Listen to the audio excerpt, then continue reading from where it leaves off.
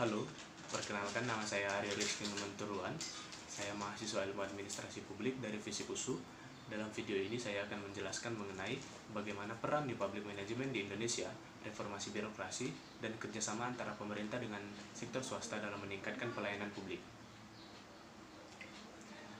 Pertama, kita akan membahas mengenai bagaimana peran di public management di Indonesia.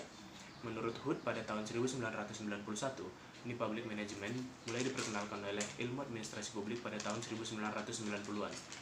New Public Management mengangkat gagasan dari Christopher Hood sebagai suatu awal paradigma alternatif yang menekankan perubahan-perubahan perilaku pada sistem pemerintahan untuk lebih efektif dan lebih efisien.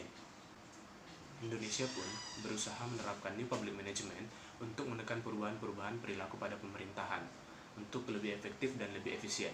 Yang paling menonjol dalam penerapan NPM di Indonesia ini ialah reformasi birokrasi dari Departemen Keuangan dan Badan Pemeriksa Keuangan yang menggunakan konsep Balanced Scorecard dengan membentuk strategi map dan Key Performance Indicator sebagai alat pengukuran kinerja.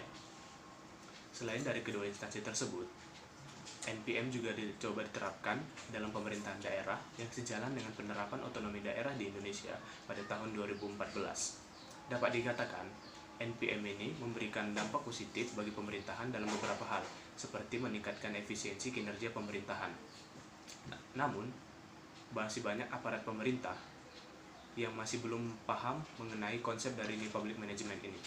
Karena konsepnya yang bersifat entrepreneur pemerintahan atau enterprising government, sehingga masih banyak aparatur pemerintah yang menjadikan birokrasi ini sebagai ladang bisnis dan kehilangan konsep dari birokrasi sebagai pemberi pelayanan kepada masyarakat.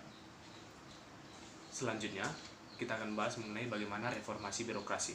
Reformasi berasal dari kata re yang artinya kembali dan form yang artinya membentuk, sedangkan birokrasi adalah meja pemerintahan. Jadi, reformasi birokrasi adalah membentuk kembali sistem pemerintahan.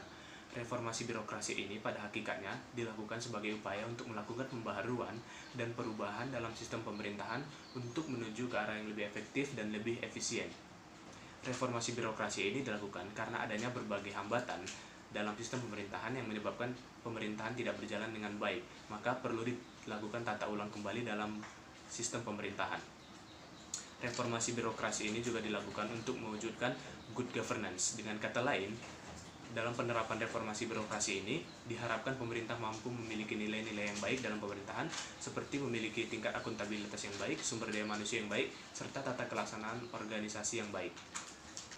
Terakhir, kita akan bahas mengenai bagaimana kerjasama pemerintah dengan sektor swasta dalam meningkatkan pelayanan publik. Kerjasama ini timbul karena adanya ketidakmampuan dari sektor publik dalam memenuhi kebutuhan masyarakat yang disebabkan oleh beberapa faktor seperti kurangnya infrastruktur dan pengelolaan barang dan jasa dalam memenuhi kebutuhan masyarakat. Contoh dari kerjasama ini dapat kita ambil dari kerjasama antara pemerintah Kabupaten Jepara dengan PT Petronas Satir dalam program pendirian stasiun pengisian bahan bakar minyak untuk para nelayan.